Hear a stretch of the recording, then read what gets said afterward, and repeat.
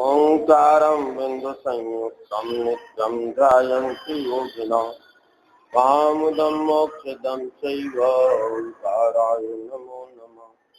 नमः तमेकाराय अनुरुद्राचकाशते भावाय भावाय सर्वभावान्तरक्षिते उत्तम क्षमा मार्दव आर्जव भाव है संयम तप त्याग उपाव है आकिंचन ब्रह्मचर्य धर्म दस्तार है संगति दुख तय काढ़े मुक्ति कर तार।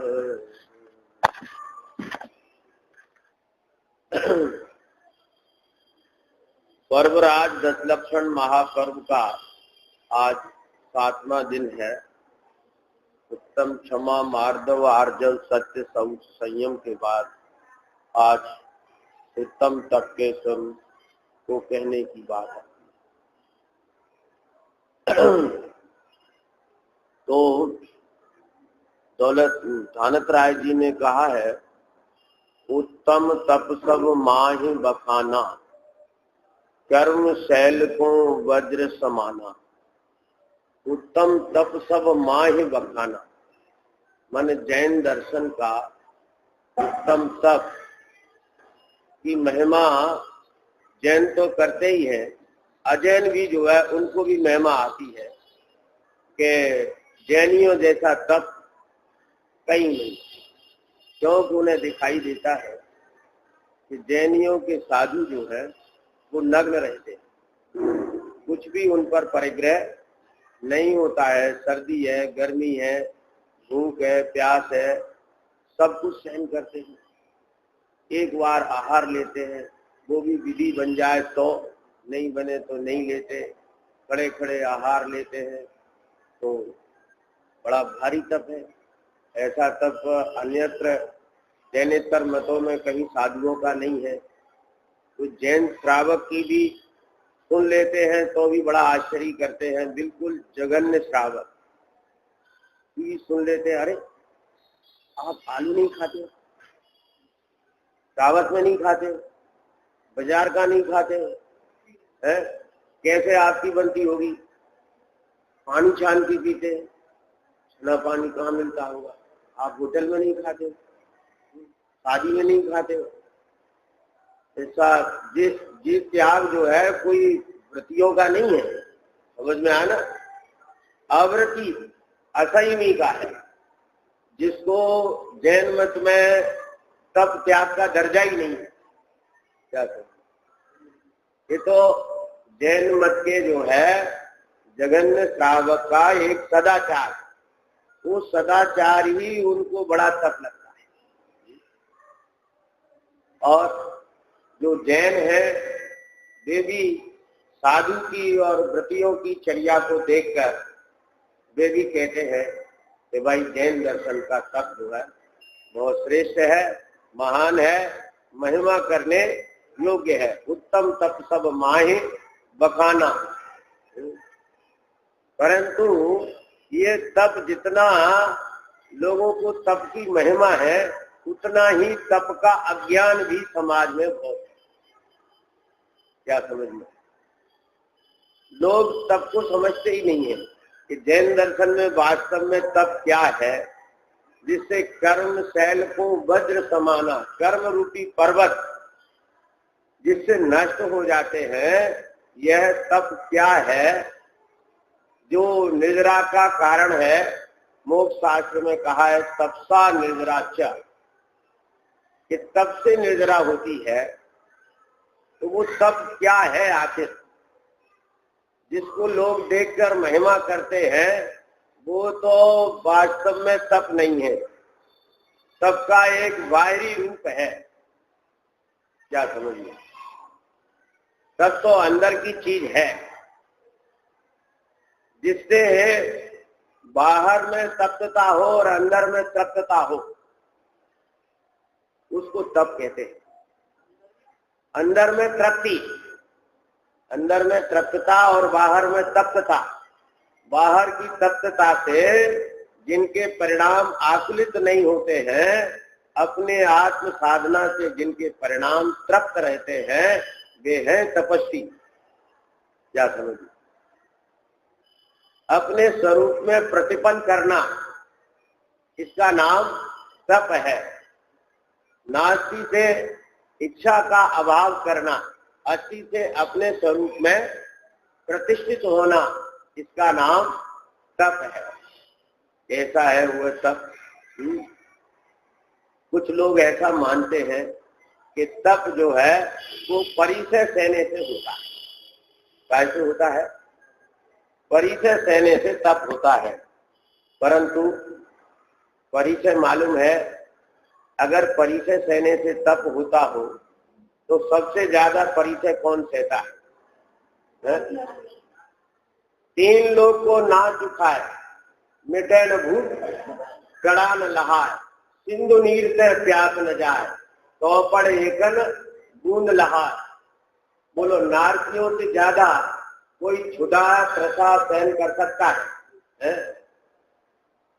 इतनी क्षुधा त्रसा मुनि भी सहन नहीं करते जितना नारकी सहन करते हैं। और वहां कितना तप होता है और कितनी निर्जरा होती है? जो साहब, वहां तो तप होता ही नहीं। नारकियों के तो तप होता ही नहीं। तो फिर तब क्या है? कोई कहेगा कि वे परवशता से सहते हैं। क्या है? पराधीनता से सहते हैं, इसलिए उनको निद्रा नहीं होती। तो स्वाधीनता से द्रव्यलिंगी मुनि सहता है। क्या? परवशता से नहीं, स्वयं परिचय सहन करते हैं द्रव्यलिंगी मुनि। लेकिन उनके तप होता है कि उनकी निर्जरा होती है। मिथ्या दृष्टि के तप होता ही नहीं है। तो वो द्रव्यलिंगी मुनि जो मिथ्या दृष्टि है, उसके तप है ही नहीं। निर्जरा कहां से? तो फिर कि ज्ञानी सम्यक ज्ञान पूर्वक उपवास करे तब तो निर्जरा होगी कि नहीं होगी? उपवास से निर्जरा होगी कि नहीं होगी? अज्ञानी के उपवास से नहीं होगी, पर सम्यक ज्ञानी के उपवास से तो निर्जरा होगी। इस सम्यक ज्ञानी के उपवास से निर्जरा हो गए तो 6 महीने का उपवास ऋषभ देव ने किया और 13 महीने उनको निराहार रहे थे। 7 महीने आहार की विधि नहीं बनी थी, फिर भी उनको इतनी निर्जरा नहीं हुई जितनी भरत को अंतर मुहूर्त में हुई। क्या समझिए? यही तो कह रहा हूं मैं, ज्ञानी के उपवास से भी नहीं हुई। तीर्थंकर जैसे ऋषभ देव थे, उनको इतनी निर्जरा नहीं हुई कि केवल ज्ञान हो जाता। बाहुबली 1 वर्ष तक खड़े रहे और भरत को अंतर मुहूर्त में हो गई निर्जरा। वो बिना तप के हुई कि तप से हुई है? बिना तप के तो निर्जरा होती ही नहीं है, तब से ही निर्जरा हुई। पर जगत की दृष्टि में तो उन्होंने कोई तप भी नहीं किया, अनशन नहीं किया, उमोदरी नहीं किया, वृत्पर संख्यान नहीं किया, रसपर त्याग नहीं किया, काय क्लेश नहीं किया, क्या प्रायश्चित नहीं की, विनय नहीं किया, भैयावृत्ति नहीं की, स्वाध्याय नहीं किया, व्युत्सर्ग नहीं किया, एकमात्र ध्यान। क्या समझ? निर्जरा काय से? तो फिर निर्जरा काय से होती है? इच्छा के अभाव से निर्जरा होती है। इच्छा को रोकने से तो निर्जरा होगी ही नहीं, लेकिन इच्छा का अभाव होने से तो निर्जरा होगी। इच्छा का अभाव होने से, सुनो भाई, इच्छा का अभाव होने से यदि निर्जरा होती है तो स्वर्ग से ऊपर परे प्रविचारा। क्या समझना? उनके जो है मन में भी काम संबंधी विचार नहीं आते। उन्हें खाने की इच्छा नहीं, घूमने की इच्छा नहीं। सर्वार्थ सिद्धि के देवों को भी तप नहीं होता है।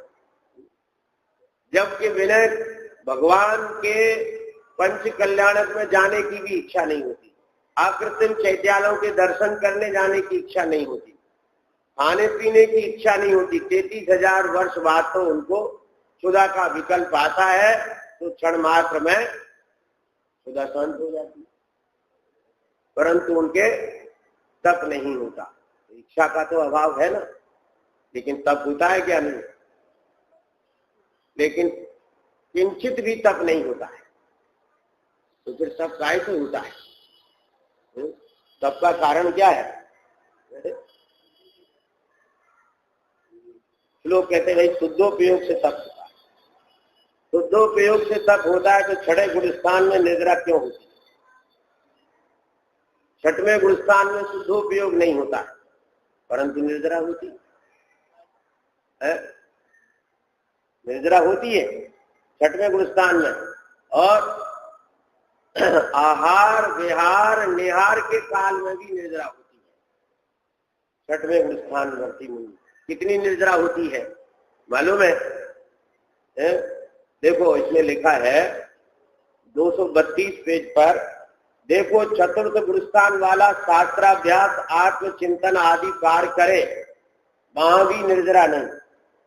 माने चौथे गुणस्थान वाले को शुद्धोपयोग हो तब भी निद्रा नहीं इतनी, और बंद भी बहुत होता है। और पंचम गुणस्थान वाला विषय सेवनादि कार्य करे, और वहां भी उसके गुण श्रेणी निद्रा होती रहती है। नीचे लिखा है 232 पे, देखो चतुर्थ गुणस्थान वाला शास्त्राभ्यास आत्मचिंतन आदि कार्य करे, वहां भी निद्रा नहीं, बंद भी बहुत होता है। और पंचम गुणस्थान वाला विषय सेवनादि करे, वहां भी गुण श्रेणी निद्रा होती रहती है, बंद भी थोड़ा होता है। तब पंचम गुणस्थान वाला उपवास आदि या प्राश्चितादि तब करे, उस उपवास आदि माने बहिरंग और प्राश्चितादि माने अंतरंग तप करे, उस काल में भी उसके निद्रा थोड़ी होती है। और छठवें गुणस्थान वाला आहार विहाराद क्रिया करे, उस काल में भी उसके निद्रा बहुत होती है, तब बंद उससे भी थोड़ा होता है।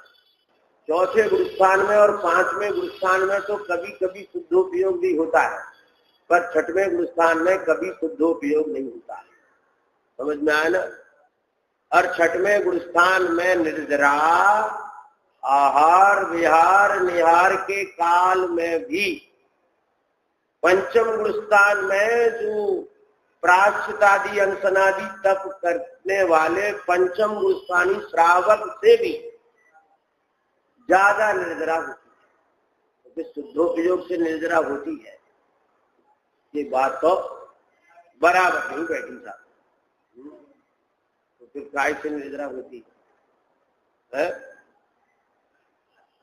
कषाय का अभाव माने वीतरागता से, कषाय का अभाव अगर वीतरागता से भी निद्रा होती है, ये बात भी बराबर नहीं बैठती, क्योंकि सिद्ध अवस्था में निद्रा नहीं होती। आप कहेंगे सिद्ध अवस्था में कर्म नहीं, लेकिन अरियंत भगवान 13वें स्थान में होते हैं, उनके तो कर्म होते हैं ना, तो 13वें गुण स्थान में निद्रा कहाँ होती है? बस पहले अंतर मुहूर्त में होती है, फिर नहीं होती। क्या समझना? और अगर निद्रा हो जाए तो सीमंदर परमात्मा को विदेह क्षेत्र में कब केवल ज्ञान हुआ था?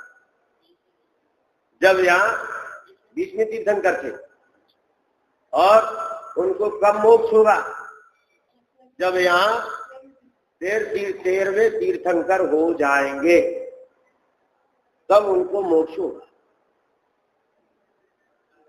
अब बताओ, अगर निर्जरा होती हो वीतरागता से, तो इतना लंबा समय कैसे चलेगा? और बीच में आपको मालूम है 84,000 वर्ष के 4 काल भी, इधर तीर्थंकर 5 हो गए इधर, और बीच में जो है 84,000 वर्ष का काल है, और उसके बाद 13 तीर्थंकर और होने हैं। अब इतना मुझे भी सही ख्याल नहीं है कि बाद में 13 होने के टोटल 13, 5 या 8 जो भी हो, फिर भी बहुत लंबा समय। तो इतने समय तक वे केवली रहेंगे, उनको मोक्ष नहीं होगा। माने उन 4 कर्मों की निर्जरा नहीं होगी। वो 4 कर्मों की निर्जरा 14वें गुरुस्थान में होती है, समझ में आया ना? 13वें गुरुस्थान में नहीं होती है। 13वें गुरुस्थान में बस पहले ही अंतर मुहूर्त में होती है, जब वो 13वें गुरुस्थान में प्रवेश करते हैं तब।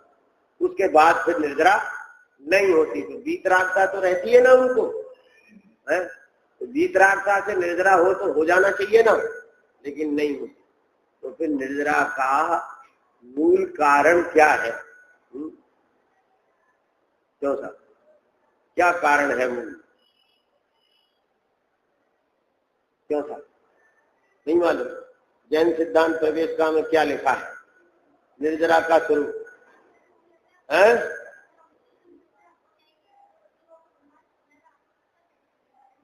ये तर्क, इस तर्क की आवश्यकता क्या है? जिसको सुनने को मिलनी है उसको तो केवली का उपदेश मिलेगा ही। क्या समझ? बात जो प्रसंग चल रहा है ना, उसकी बात है कि उनको निर्जरा क्यों नहीं होती। किसी को अंतर मुहूर्त में 13वां गुरुस्थान अंतर मुहूर्त के लिए होता है, 14वां हो जाता है। जब 14वां होगा तभी निर्जरा होगी शेष 4 कर्मों की, उससे पहले नहीं होगी। तो कहने का मतलब यह है कि निर्जरा का कारण वीतरागता भी बराबर नहीं बैठ रहा है। तो फिर निर्जरा का वास्तविक कारण क्या है? क्या समझ? हाँ, जो जैन सिद्धांत प्रवेशिका में निर्जरा की परिभाषा लिखी है, उसमें क्या लिखा है कि शुद्धि की वृद्धि वो निर्जरा का कारण है। पंडित जी ने क्या लिखा है, टोडरमल जी ने, देखो ये भी पढ़ा था ना इसी के नीचे। इसलिए बाह्य प्रवृत्ति के अनुसार निर्जरा नहीं है। अंतरंग कषाय शक्ति घटने से विशुद्धता होने पर निर्जरा होती है। कषाय शक्ति के घटने से निर्जरा होती, कषाय के अभाव से नहीं होती। क्या कहा? हाँ,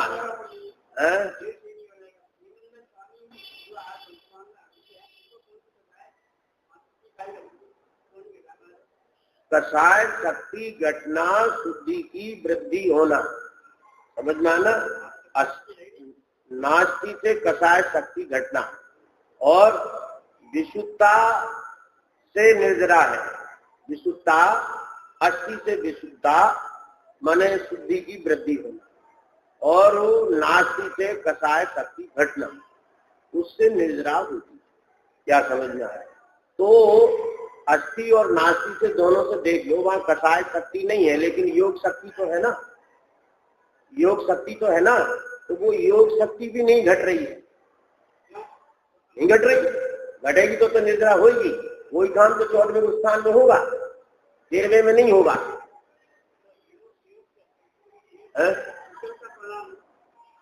अरे पुद्गल का परिणाम जुदा है और जीव का परिणाम जुदा है। योग दोनों की योग जुदे जुदे है ना। पुद्गल का अलग है, जीव का जुदा है। तो जो पुद्गल की योग शक्ति की घटेगी तो निर्जरा होगी। संसार की आवश्यकता ही नहीं है वहां, फिर क्या होता है? मैं निर्जरा होने का कारण बता रहे हैं। टोडरमल जी ने यहाँ कषाय का अभाव नहीं लिखा, समझ में आया ना? क्या लिखा? अंतरंग कषाय शक्ति घटने से विशुद्धता होने पर निर्जरा होती है। अब क्या करें, हम लोगों का दुर्भाग्य यह है कि इसके प्रकट स्वरूप का आगे वर्णन करेंगे तो वर्णन हो नहीं पाया। क्या समझना? अब वो आगे इसका वर्णन करते विस्तार से, लेकिन संक्षेप में समझ लो इतना कि कषाय शक्ति घटने से विशुद्धता होने पर निर्जरा होती है। दो बातें कही होंगी, कषाय शक्ति घटना और विशुद्धता का होना, इससे निर्जरा होती है। कषाय, देखो कषाय की एक प्रवृत्ति घटना होता है और एक कषाय शक्ति का घटना होता है। प्रवृत्ति तो मिथ्या दृष्टि के भी घट जाती है, कसाय की प्रवृत्ति घटने को लेस्या की वृद्धि कहलाती, ठीक है ना। शुक्र लेस्या भी हो जाती है पहले स्थान में, तो वहां भी कसाय घट जाती है। लेकिन कसाय क्या घट जाता है कि कसाय की प्रवृत्ति घट जाती है। समझ में आना। जैसे 120 किलोमीटर की चाल से चलने वाली एक्सप्रेस गाड़ी की प्रवृत्ति घट जाती है जब वह रुकने को अपनी स्टेशन पर आती है, जहां उसे रुकना है, तो उसकी वहां प्रवृत्ति घट जाती है, शक्ति नहीं घटती। शक्ति तो उसकी उतनी बनी रहती है। 120 किलोमीटर की है, शक्ति तो उसकी उतनी रहती है, लेकिन प्रवृत्ति घट जाती है। तो ऐसे मिथ्या दृष्टि की कसाय की प्रवृत्ति घटती है, शक्ति नहीं घटती। समझ में आना। अब जब वो स्टेशन से चालू होती है तब उस समय साइकिल चलाने वाले की स्पीड ज्यादा होती है। ट्रेन से साइकिल चलाने वाले की स्पीड 20 किलोमीटर की है और ट्रेन उस समय चल रही है 5 किलोमीटर की स्पीड से। क्या समझना। तो प्रवृत्ति तो कम है, क्या है, उस समय ट्रेन की प्रवृत्ति तो कम है और उसकी प्रवृत्ति ज्यादा है। किसकी? साइकिल चलाने वाले की।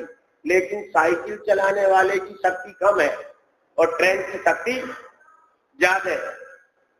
समझना। तो वो शक्ति घटती है, उससे निर्जरा होती है।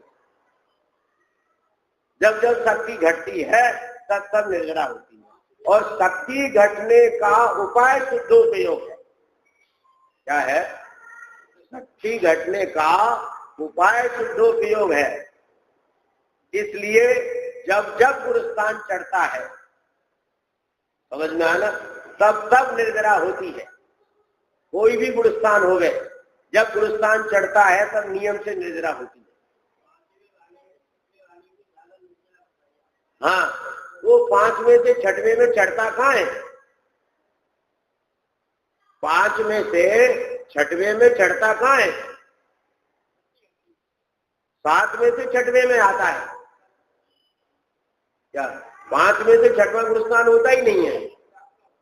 7वें के बाद फिर 6वां गुरुस्थान होता है।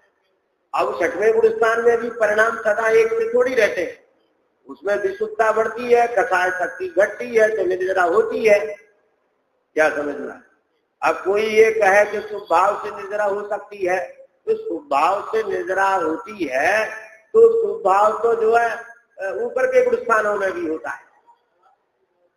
7वें में, 8वें में, 9वें में, 10वें में, सब में होता है शुभ भाव। क्या समझना। तो वो प्रयोग नहीं होता है, शुभ भाव होता है। शुद्धोपयोग से निर्जरा हो तो पंचम गुरुस्थान वर्ती को विषय सेवन के काल में भी निर्जरा होती है। क्या समझना। हाँ, तो शुद्धोपयोग से गुरुस्थान भी बढ़ता है, शक्ति भी घटती है। कसाय शक्ति जो घटती है उसका उपाय शुद्धोपयोग होता है। क्या समझना। तो सीधा इसलिए नहीं कह रहे ना, सीधा इसलिए नहीं कह रहे कि 6वें गुरुस्थान, 4थे गुरुस्थान में कंपेरिजन करके दिखाया ना पंडित जी ने कि 4थे गुरुस्थान में शुद्धोपयोग हो गए और उससे भी ज्यादा निर्जरा पंचम गुरुस्थान में विषय सेवन के काल में होती है। बोलो, अशुभ उपयोग के काल में होती है। और 5वें गुरुस्थान वाला अनशनादि और प्राश्चितादि सब करे तब भी उसके इतनी निर्जरा नहीं होती जितनी निर्जरा मुनिराज को आहार विहार निहार उपदेश आदि के काल में होती है। कसाय शक्ति घटती है।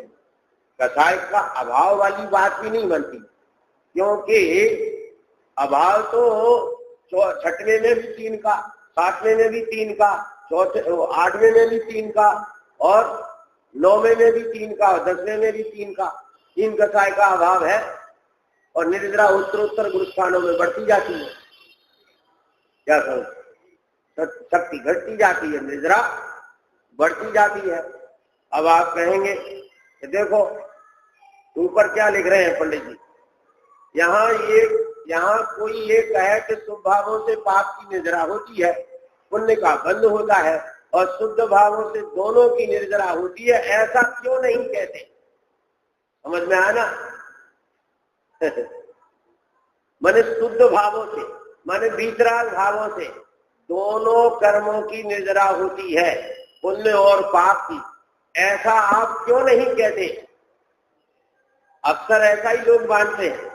क्या मानते हैं? कि शुभ भाव से पाप की निर्जरा होती है, समझ में आया ना, और शुद्ध भावों से पुण्य पाप दोनों की निर्जरा होती है। लेकिन ऐसा नहीं है। तो कैसा है कि मोक्ष मार्ग में स्थिति का घटना तो सभी प्रकृतियों का होता है, वहां पुण्य पाप का विशेष है नहीं। माने स्थिति तो पुण्य पाप दोनों की घटती है, उसको निर्जरा कहते हैं। और अनुवाद का घटना पुण्य प्रकृतियों में शुद्धोपयोग से भी नहीं होता। हाँ, अनुवाद का घटना पुण्य प्रकृतियों में शुद्धोपयोग से भी नहीं होता। ऊपर ऊपर पुण्य प्रकृतियों के अनुवाद का तीव्र बंध उदय होता। समझ में आना? ऊपर ऊपर के गुणस्थानों में अनुभाग पुण्य का और ज्यादा पड़ता है। माने छठवें गुणस्थान में जितना पुण्य का अनुभाग पड़ता है, उससे ज्यादा अनुभाग सातवें गुणस्थान में पड़ता है, पुण्य का अनुभाग। और 7 में से 8वें में ज्यादा, 8 में से 9वें में ज्यादा, 9 में से 10वें में ज्यादा। ऊपर ऊपर के गुणस्थानों में पुण्य का अनुभाग अधिक पड़ता जाता है। समझ में आया ना? और स्थिति घटती जाती है दोनों की, पाप की भी घटती है और पुण्य की भी घटती है।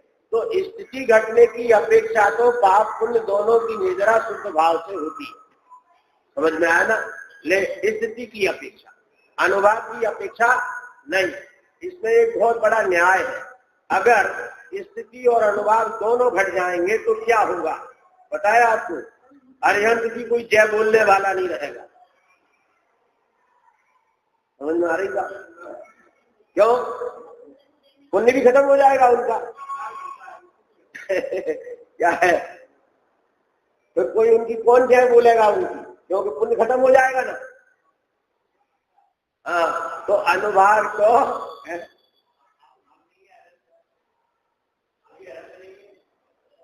अभी अनंत नहीं है। तो जो जीव है उसकी बात है ना, सिद्धांत है ना, अभी अनंत नहीं है। इससे क्या मतलब? अभी तो सिद्ध भी नहीं है। सिद्धांत है कि जो जो ऊपर ऊपर के गुणस्थानों में अनुभाग बढ़ता ही जाता है, इससे उनका महाईश्वरपना, तृणोपूज्यपना बनता है, पुण्य का अनुभाग बहुत होता है। और स्थिति घटती है। अगर स्थिति नहीं घटेगी तो फिर कभी मोक्ष नहीं होगा। समझ गए? अगर कर्मों की स्थिति नहीं घटेगी तो कभी मोक्ष नहीं होगा। और अनुभाग नहीं बढ़ेगा तो फिर भगवान की कौन जय बोलेगा? सर्वोच्च पूज्यपना कैसे बनेगा उनका? उनका अनुभाग तो क्या है कि निर्जरा का मूल जो हेतु है वो कसाय शक्ति का घटना, अर्थात शुद्धि की वृद्धि होना, विशुद्धता। और देखो हर समय निर्जरा होती है, हर समय निर्जरा होती है। अज्ञानी के भी निर्जरा होती है। शुभ भाव से पाप की निर्जरा होती है और अशुभ भाव से पुण्य की निर्जरा होती है।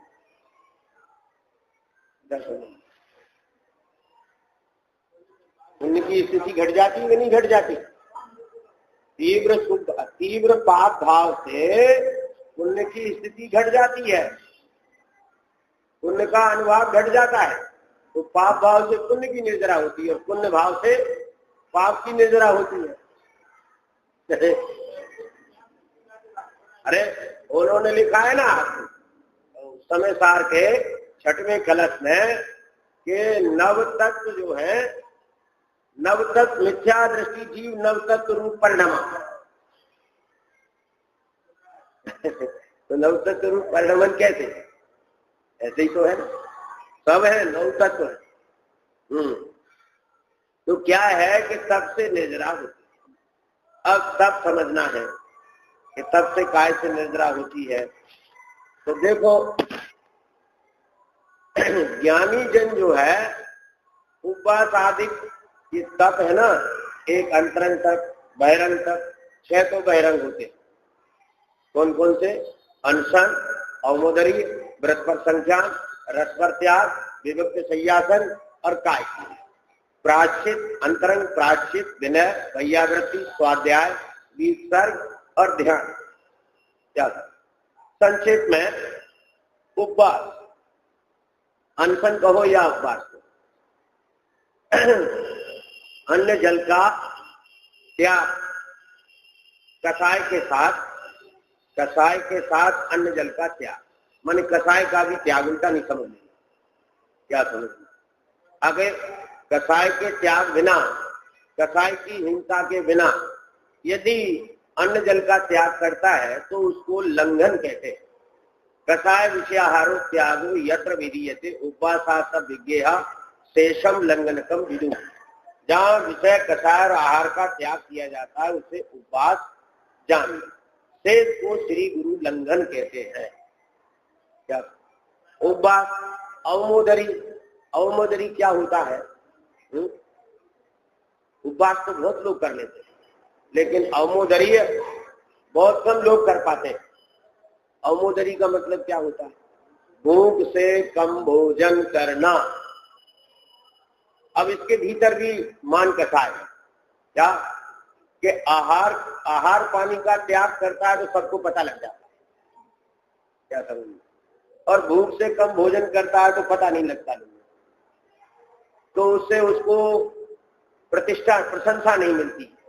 इसलिए वो अवमोदरी करने वाले वे ही होते हैं जिनकी कुछ कसाय कमजोर होती है। और उपवास तो कसाय के बस भी कर लेते हैं। हम गए थे एक इंदौर परिषद में, तो एक लड़के ने 3 उपवास किए निर्जल लगातार। फिर उसने पानी वगैरह लिया, तो मैंने उसके पापा से कहा कि देखो कि इतना उपवास कर रहा है और इसके चेहरे पर कोई शिकन नहीं है, कोई आकुलता जैसी बात नहीं दिख रही है, उपवास तो ऐसे ही करना चाहिए। तो वो क्या कहते हैं कि मूर्ख है। मूर्ख क्यों है? कि जो कह रहा है कि रिश्तेदारों को चिट्ठियां डालो, चिट्ठियां डालो क्यों? इसका फंक्शन करो, फंक्शन करो। हमने 10 लक्षण के व्रत किए हैं और इतने उपवास किए हैं, इसके लिए चिट्ठियां डालो, फंक्शन करो। तो वो उपवास काय के लिए कर रहा है? तो मान बताए तो उससे निर्जरा होगी कि बंद होगा? है क्या होगा? बंद होगा ना।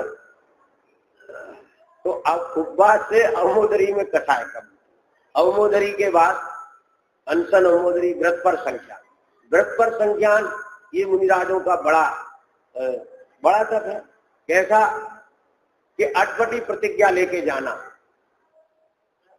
हाँ, कैसे? बड़ी उनकी नखड़े है ना, ऐसे मिलेगा तो लेंगे।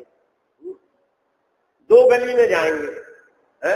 और वहां कोई पड़गाने वाला, उसके हाथ में 2 कलश हो में, या 2 पड़गाने वाले हो या 1 पड़गाने वाला हो, और क्या क्या अटपटी प्रतिज्ञाएं हो सकती हैं कि गाय की सींग पर सरसों लगी हो, आंखों में आंसू आ रहे हो, हाथों पैरों में बेड़ियां पड़ी हो, क्या क्या अटपटी प्रतिज्ञाएं हो सकती हैं। जब अटपटी है तो उसका कोई माप नहीं है।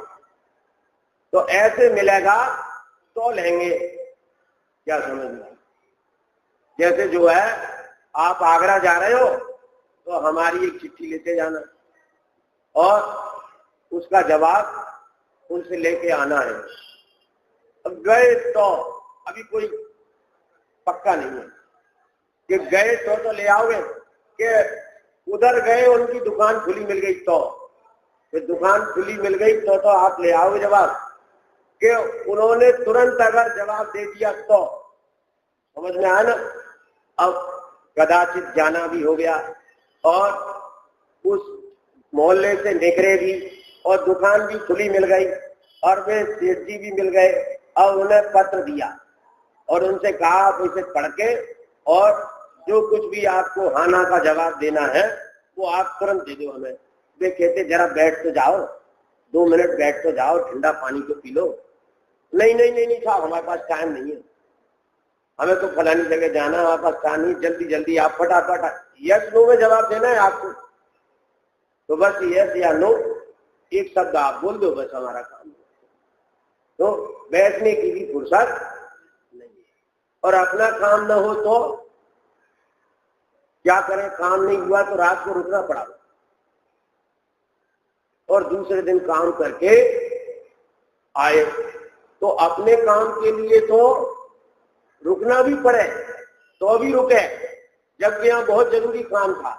फिर भी जो है वो काम ऐसा था कि फिर दोबारा नहीं हो सकता था, तो वहां रात भर रुके भी और दूसरे दिन करके आए। और हमारा काम है तो ऐसे हो जाएगा तो ठीक है, ऐसे मिल जाएगा तो ठीक है। तो ऐसे ही मुनिराज के जो है ये काम उनका मुख्य नहीं है, आहार उन्हें लेना ही है, ये उनका ऐसा प्रमाद नहीं है, ऐसी आसक्ति नहीं है कि आहार हमें लेना ही है। मुख्य काम तो ध्यान और अध्ययन है, क्या समझना। अब विकल्प आया है, शरीर की अस्वस्थता है, कमजोरी है, तो आहार लेने के लिए चले जाते हैं। बन गई विधि तो ठीक है, ऐसे मिलेगा तो लेंगे, नहीं मिलेगा तो नहीं लेंगे। इसलिए उन्हें फुर्सत भी नहीं रहती बैठने की, तो वे खड़े खड़े आहार ले आते हैं। अब खड़े खड़े कौन लेता है, जिन्हें फुर्सत नहीं होती। आज तो बहुत लोग खड़े खड़े लेने लगे, क्यों? क्योंकि खाते ही इतनी बार है, इतना टाइम कहां से लाए।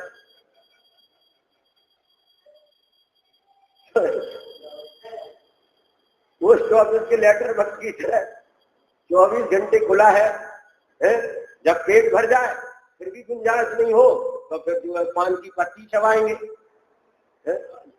क्या कुछ न कुछ जो है जैसे पशुओं की तरह रोज करते रहते हैं। तो वे तो बिना खाई रोज करते हैं, ये उसमें पत्ता, कोई तो डांट के नीचे दबा के सोता है। क्यों? पता नहीं इन्हें पशु पर्याय में जाना है कि पशु पर्याय से निकल के आए हैं, तो उसकी आदत पड़ी है या आदत डाल रहे हैं, क्या है। तो दिन रात खुला मौका चल रहा है, लेकिन ऐसा नहीं है। तो विधि बन जाएगी तो लेंगे। रस पर त्याग, अब मीठे रस का त्याग कर दिया और आहार लेने गए वहां मीठा रस चले जाए, क्या कर। नमक के रस का त्याग किया, वहां खाना नमक का। तो रस पर त्याग ऐसा थोड़ी है कि आज जो है रविवार है तो आज कौन से रस का त्याग है? नमक का। तो सबको मालूम है? मुनगाज ऐसे थोड़ी त्याग करते हैं, तो सबको मालूम है, वे तो अपने आप करते क्या। हाँ, तो ग्रस्त का तो ऐसा ही है, सब विवादित त्याग है ग्रस्त का। हाँ,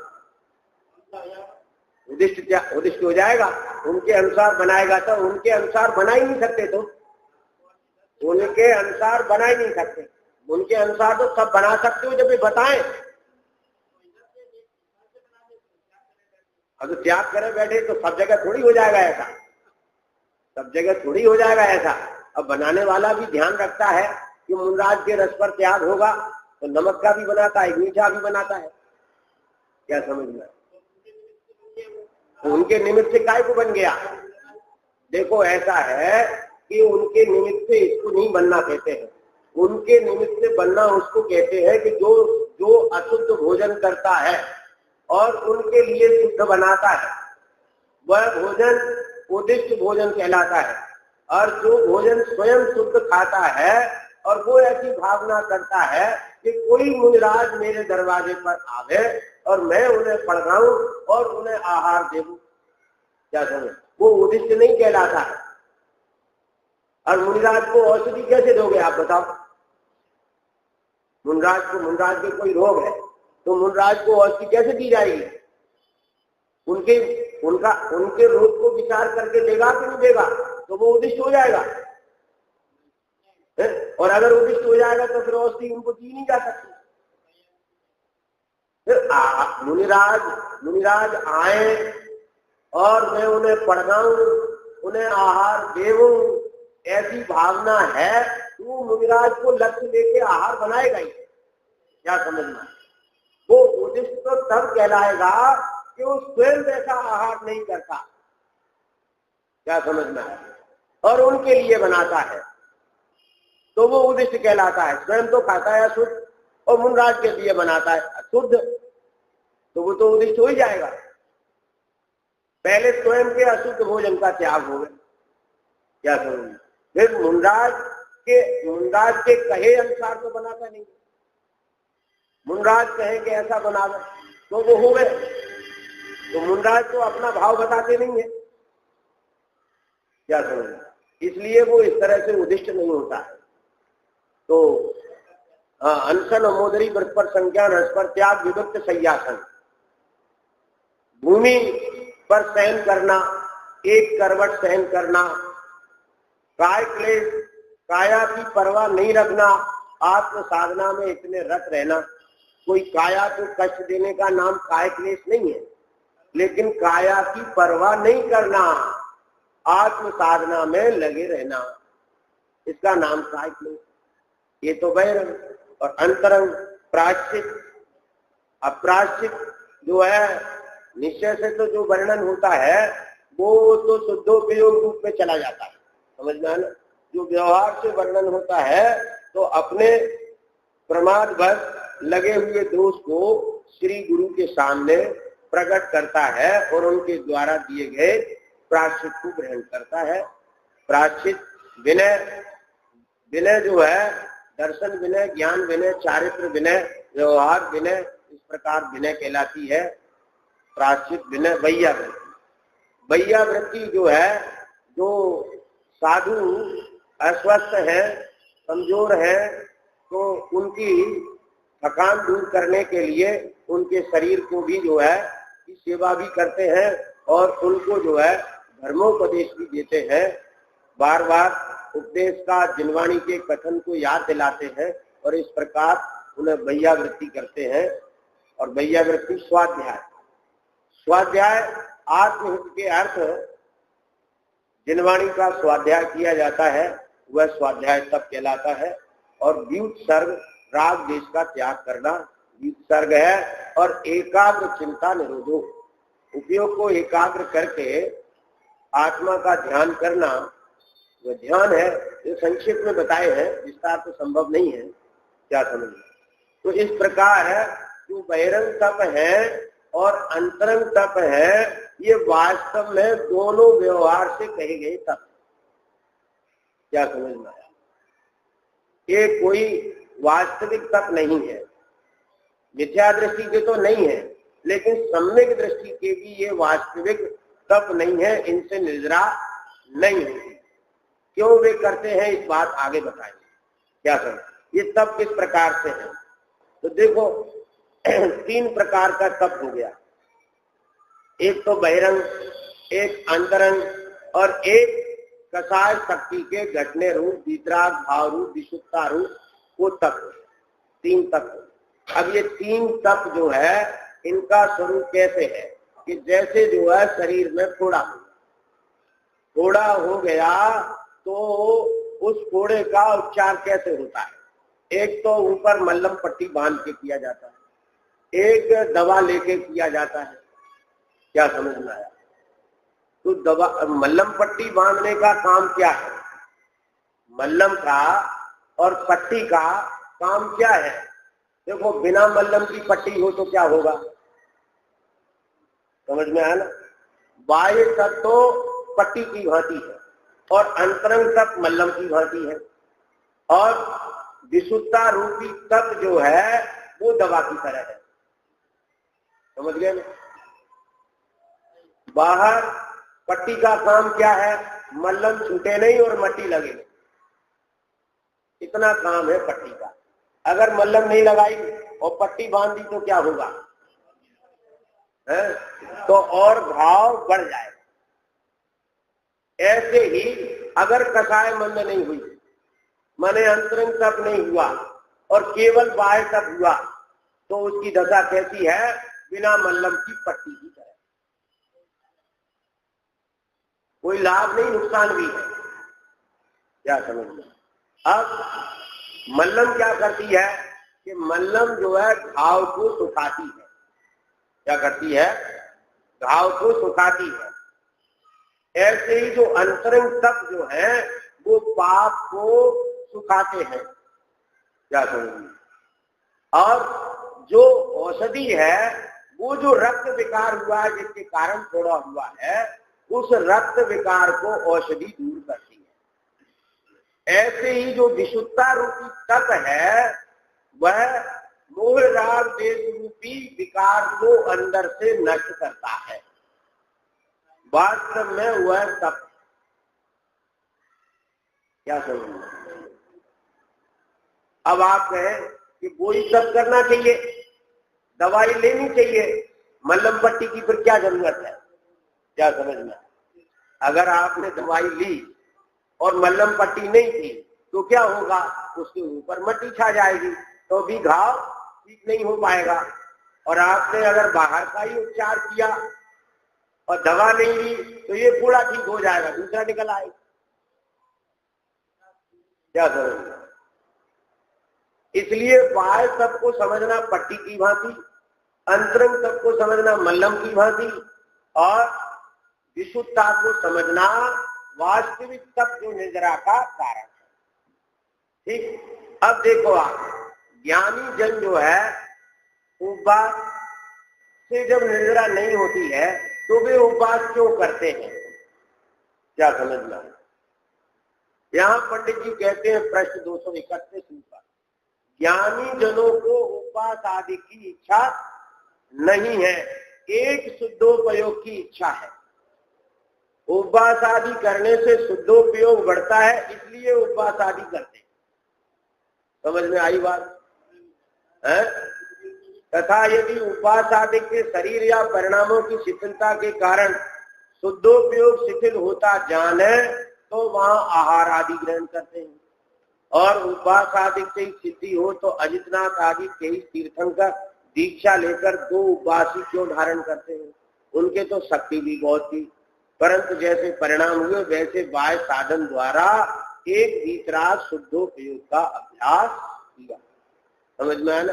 केवल एक ऋषभ दोष को छोड़कर बकाया 23 तीर्थंकरों ने आहार लेने के बाद 2 उपवास से ज्यादा नहीं किया। पहला, दीक्षा लेने के बाद 2 उपवास से ज्यादा नहीं किए। अब जब आज लोग उपवास कर लेते हैं तो उस समय तो उनकी बहुत शक्ति थी, वो तो वज्रसुभ नाराज सुनने वाले थे, हैं? वो तो महीनों सालों उपवास कर सकते हैं। क्या करें? फिर भी उन्होंने दीक्षा लेकर 2 उपवास ही धारण किए। ठीक। अब तो ज्ञानी जनों को उपवास आदि की इच्छा नहीं है, पंडित जी ने ऐसी बात नहीं की, तो फिर उपवास की इच्छा अज्ञानी को है कि हाँ, अज्ञानी को है उपवास। ज्ञानी जनों को उपवास की इच्छा नहीं है। अरे ये तो शुद्धात्मा वाले, निश्चय वाले हैं इसलिए कह रहे हैं ज्ञानी जनों को उपवास आदि की इच्छा नहीं है। अरे भैया, ये पंडित टोडरमल जी ने लिखा है, अभी वो ये भी बताएंगे कि उपवास क्यों करते हैं। उन्होंने ये बात बताई कि उपवास आदि की इच्छा नहीं है, तो फिर क्या है?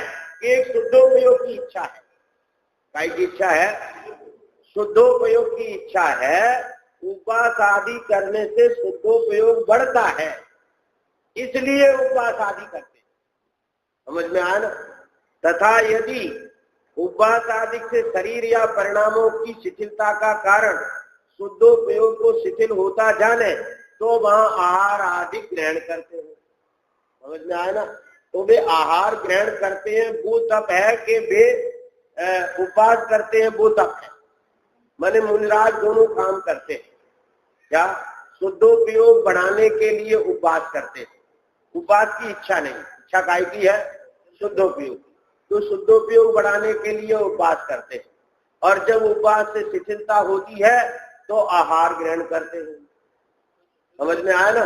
माने प्रमाद घटाने के लिए उपवास करते हैं, और शरीर में शिथिलता होने से उपयोग की एकाग्रता नहीं होती, तब आहार ग्रहण करते हैं।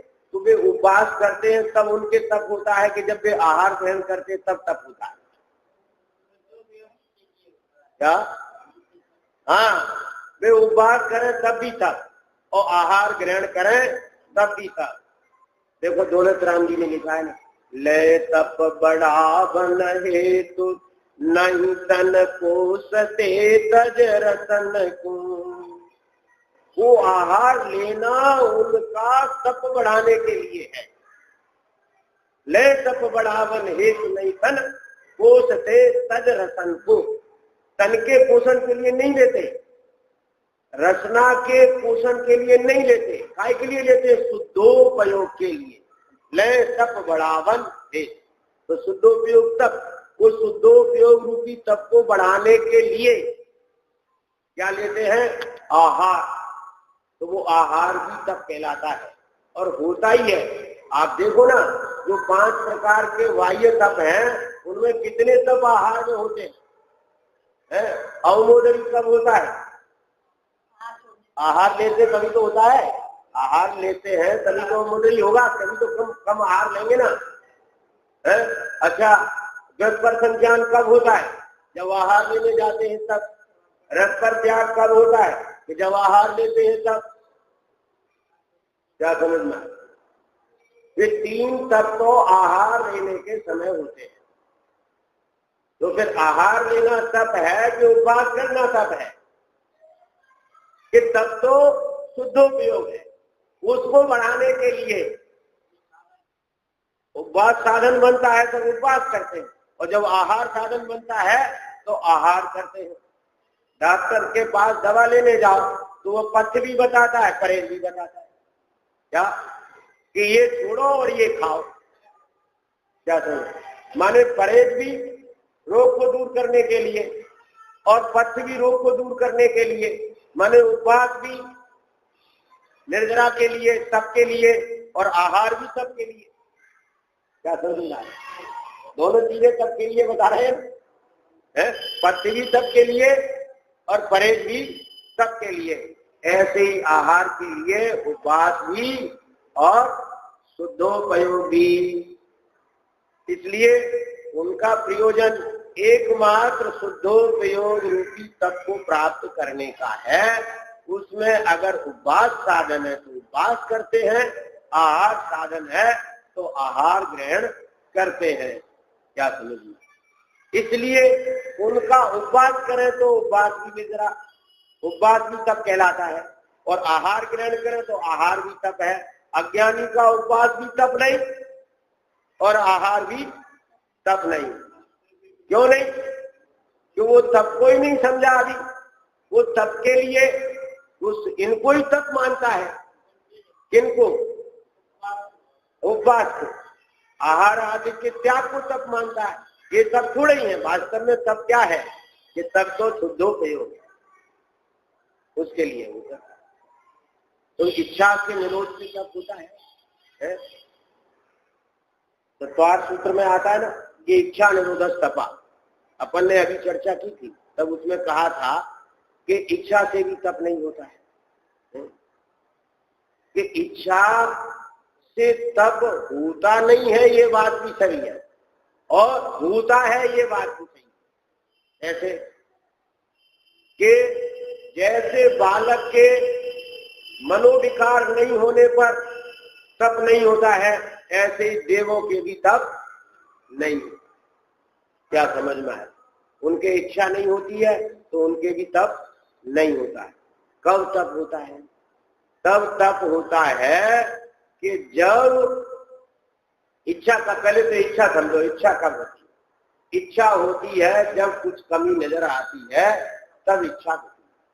क्या समझ? किसी को पैसे की कमी लगती है तो पैसे की इच्छा कमाने की, किसी को मकान की कमी लगती तो मकान की इच्छा, अनेक प्रकार के भोग हैं, किसी भोग की कमी लगती, हमारे घर में जिस चीज नहीं है तो वो उसकी इच्छा हो गई, क्या समझ में। ऐसी तो तमाम लौकिक इच्छा। धार्मिक इच्छा भी है क्या कि अब तक व्रत उपवास और बहुत किए लेकिन सम्यक दर्शन नहीं हुआ आज तक, तो सम्यक दर्शन की इच्छा हो गई, क्या समझिए। माने जिस चीज की अपन को कमी नजर आएगी उसी की इच्छा उत्पन्न हो जाएगी। तो फिर इच्छा का अभाव कब होगा कि जब कमी नजर नहीं आए तो इच्छा नहीं होगी। तो अपना स्वरूप परिपूर्ण है, द्रव्य से, क्षेत्र से, काल से, भाव से भरा पूरा भगवान अपने अंतर में दिखे तो फिर इच्छा उत्पन्न नहीं हो तो इच्छा निरर्थकता हो गया, क्या समझना। इच्छा के अनुसार पदार्थ का त्याग करने से तप नहीं होता, और स्वयं इच्छा उत्पन्न नहीं होती है तो भी तप नहीं होता। बहुत से लोगों को भूख की इच्छा नहीं होती, वे वैद्य के पास जाते कहते हैं भूख ही नहीं लगती, कुछ खाने की इच्छा ही नहीं है, कुछ खाने की इच्छा ही नहीं है, तो इसका मतलब तब है क्या है? हमने अक्सर देखे कोई आता है और उनसे कहते कि भैया कुछ भोजन कर लो, आहार पान कर, वो कहते हैं कुछ इच्छा ही नहीं है। तो हमने की तप हो गया तुम्हारा है? तो कि ऐसे तब थोड़ा ही होता है। तब कब होता है कि जब परिपूर्ण स्वभाव की अनुभूति प्रतीति होती है तो कमी नजर नहीं आती तो इच्छा उत्पन्न नहीं होती। इस विधि से इच्छा का अभाव होता है तो तब होता है। समय तो है नहीं। प्रश्न 70 पर 4 प्रकार की इच्छा पंडित चोटमल जी ने बताई है। एक विषय ग्रहण की इच्छा, एक कसाय के अनुसार कार्य करने की इच्छा, एक पाप को उधर दूर करने की इच्छा और एक पुण्य के फल को भोगने की इच्छा। क्या समझते? ऐसे 4 प्रकार की इच्छाएं होती हैं। और वो कितनी इच्छाएं होती हैं, इच्छाओं का क्या पार है? एक मरे तो जावे जाकर बंद न डूबन पावे। एक इच्छा पूरी होती है, दूसरी तैयार हो जाती है। इच्छा का कभी अभाव नहीं होता। कब होगा अभाव? जब अपने आप को बड़ा पूरा भगवान आत्मा दिखेगा तब इच्छा की अभाव की वहां से धारा चलेगी। क्या समझना? अपने आप को परिपूर्ण देखो तो इच्छा नहीं होगी। अब कमी दिखाई देती है हमें, तो कमी दिखाई देती तो इच्छा होगी। कैसे रोक लोगे आप? रुक ही नहीं सकती है। इसलिए अपने परिपूर्ण स्वभाव को देखकर उसका लक्ष्य करके अपूर्णता का लक्ष्य छोड़कर स्वभाव की आराधना पूर्वक इच्छा का अभाव करें और मोक्ष मार्ग में बढ़े। ऐसा तप ही निद्रा का कारण है। इस भाव से आगे